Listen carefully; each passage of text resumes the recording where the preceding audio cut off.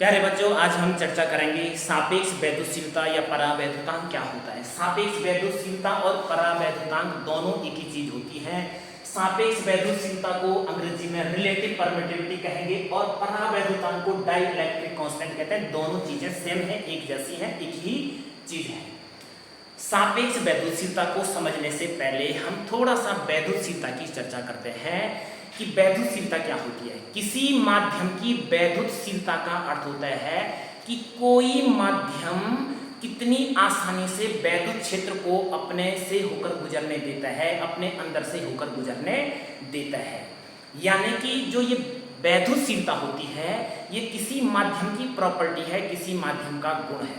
ऐसा गुण, किसी माध्यम का ऐसा गुण जो वैद्युत क्षेत्र को, बाह्य वैद्युत क्षेत्र को रोकने का प्रयास करता है, उसे ही कहते हैं वैद्युतशीलता।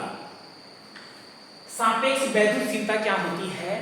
सापेक्ष वैद्युतशीलता का अर्थ होता है कि जब हम किसी माध्यम की वैद्युतशीलता को वायु या निर्वात की तुलना में ज्ञात करते हैं। किसी माध्यम की वैद्युतशीलता को जब वायु या निर्वात के सापेक्ष ज्ञात किया जाता है तो उसे हम कहते हैं सापेक्ष वैद्युतशीलता या परावैद्युतांक।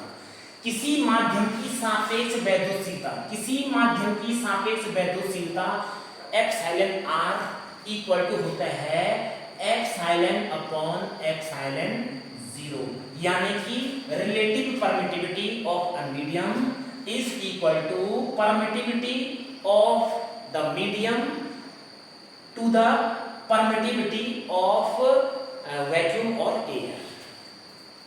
और यदि बल के रूप में हम इसको देखें तो ये हो जाएगा F अपॉन एफ एन।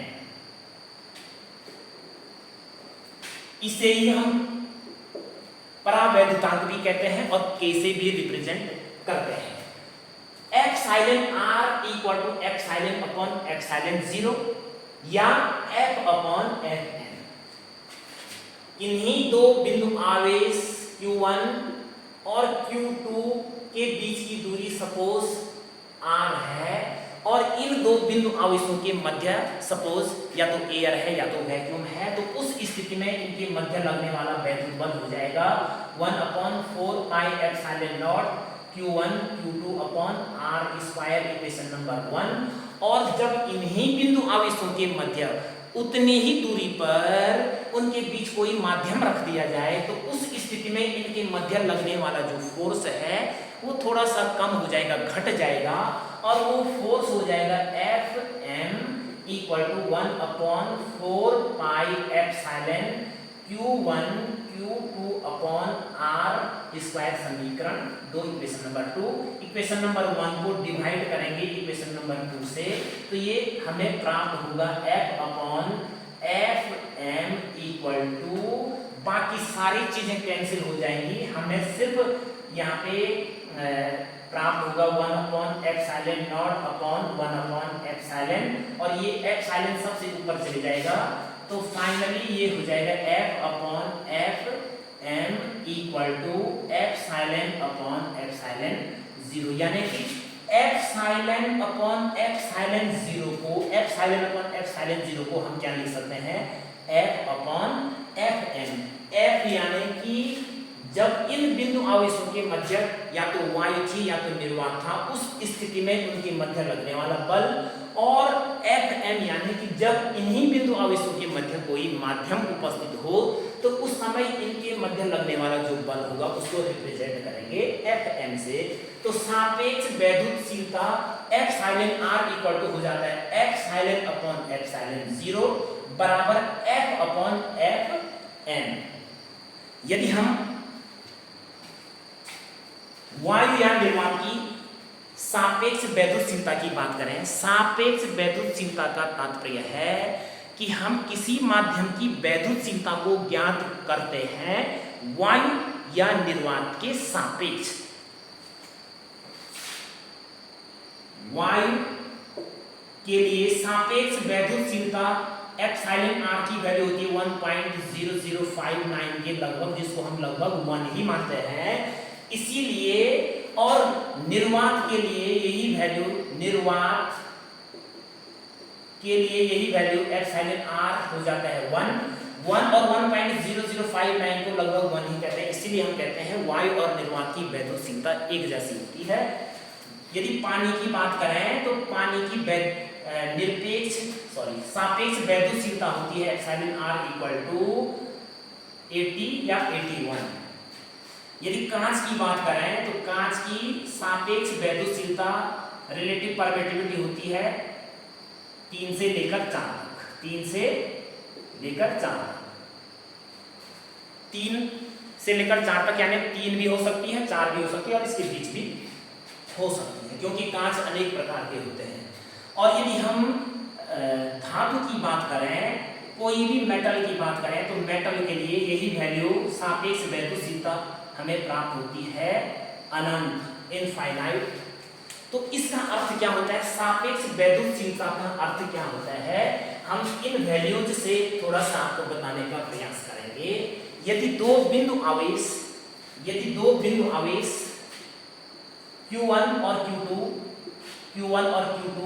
के मध्य या तो वैक्यूम हो या तो एयर हो, तो उस स्थिति में माना इन दो बिंदु आवेशों के मध्य लगने वाला जो फोर्स है, माना वो फोर्स है 160 न्यूटन, ये हमने एज्यूम किया हुआ है। और यदि इन्हीं दो बिंदु आवेशों के मध्य हम पानी रख दें, जल रख दें, तो तब ये फोर्स कितना हो जाएगा, तो इस सूत्र की सहायता से देखेंगे। यहाँ पे देखिए एप्सिलॉन आर इक्वल टू होता है F upon Fm, epsilon are equal to होता है F अपॉन Fm। तो Fm इक्वल टू माध्यम की उपस्थिति में फोर्स कितना हो जाएगा, इसको ले जाएंगे यहाँ, इसको ले आएंगे यहाँ, तो ये हो जाएगा F अपॉन एप्सिलॉन आर। अर्थात माध्यम, जब इन दोनों के मध्य पानी रख दें तो ये जो 160 न्यूटन का फोर्स है वो कितना हो जाएगा, ये हो जाएगा बच्चों 160। और पानी के लिए सापेक्ष वैद्युतशीलता की वैल्यू होती है 80, 0 से 0 कैंसिल हो जाएगा, 8 दूनी 16 यानी 2 न्यूटन। यानी कि इन दो बिंदु आवेशों के मध्य जब वायु थी, निर्वात था, तो इनके बीच लगने वाला जो फोर्स था, सपोज हमने एज्यूम किया वो 160 न्यूटन था। और जैसे ही इन्हीं दो बिंदु आवेशों के बीच डिस्टेंस एक जैसी है, डिस्टेंस उतनी है जितनी पहले थी, और इनके बीच हम यदि पानी रख दें तो उस स्थिति में इन बिंदु आवेशों के मध्य और चार्ज भी उनका उतना ही है जितना पहले था, तो तब फोर्स कितना हो जाएगा, 2 न्यूटन हो जाएगा, इतना कम हो जाएगा। यानी इसी को कह रहे हैं परावैद्युतांक। परावैद्युतांक यानी कि एक रेजिस्टेंस की भांति व्यवहार करता है, जिसे हम सापेक्ष वैद्युतशीलता कह रहे हैं, वो एक रेजिस्टेंस की भांति व्यवहार करता है जो बाह्य वैद्युत क्षेत्र को रोकने का प्रयास करता है, बाह्य वैद्युत क्षेत्र को कम करने का प्रयास करता है। यदि इन्हीं दो बिंदु आवेशों के मध्य हम धातु रख दें, तो धातु रखने पे क्या होगा, मेटल रख दें, तो ये फोर्स हो जाएगा मेटल के लिए F अपॉन एप्सिलॉन आर, से F की वैल्यू है 160 न्यूटन, और धातु के लिए एप्सिलॉन आर की वैल्यू अनंत होती है, ये अनंत है।